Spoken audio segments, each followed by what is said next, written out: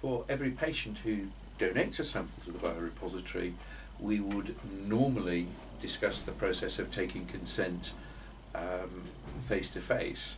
And as an example of the things we would go through, and to illustrate this for people who've been asked to donate in the future, we are planning to put a film of a consenting process available for people to watch on the video. Clearly this is just a short prototype, and so Miss Brunton-Sim, who is our senior content taker and lead for consent taking for the biorepository, is going to take my consent, even though I'm not actually about to have an operation, and in this instance we will infer that I am an extremely expert patient who is not going to ask any questions.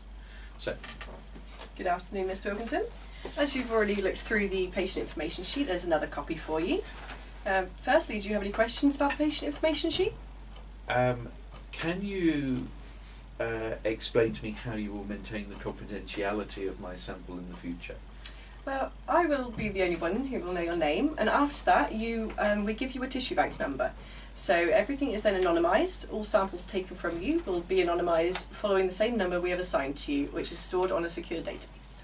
So when my sample is released to a researcher, they won't be able to know who I am? Not at all. No, completely anonymous. Okay. So today you are having your colon removed. Yep. And what we would like to ask of you is, after the procedure is done and the pathologist has taken the samples that they need, the excess of the specimen is discarded off after a period of time. What we would like to do is collect some of the surplus tissue for the use of research. Would you be happy to go through the consent form with me? Yes. Okay, so I will need you to sign this form as we go through it. And if you wouldn't mind initialing the boxes. So the first one states that you agree that the following tissue that I have listed here, yes, will be material will be used for the use of research, including DNA and RNA studies. Yes. And you will not receive any financial benefit from this. Yes. You also agree that the samples become property of the Norwich Hospital. Yes. And that the tissue will be stored in the tissue bank and biorepository. Yes. The Trust may use these samples as part of its properly approved studies. What do you mean by properly approved? They'll have all gone through the Ethics Committee and been confirmed that it's all for the benefit of patients. Thank you. The Trust may also sometimes collaborate with other biorepositories or companies, which could be in this country or abroad, and it's up to you whether you want to say yes or no to that. That's fine, I'll say yes to that. Thank you very much. Your genetic and donated samples may be stored for an indefinite amount of time, so if we don't necessarily use them all like in the study we've stated here, we'll keep them in the freezer for future use. Absolutely fine. Yeah. Information about your case may be kept on the biorepository database. Yeah. Anonymous data derived from the samples will be used in an anonymous form and passed along to researchers. So with the same confidentiality Completely. as we discussed. No, yes, there would be no link back to you. Yeah.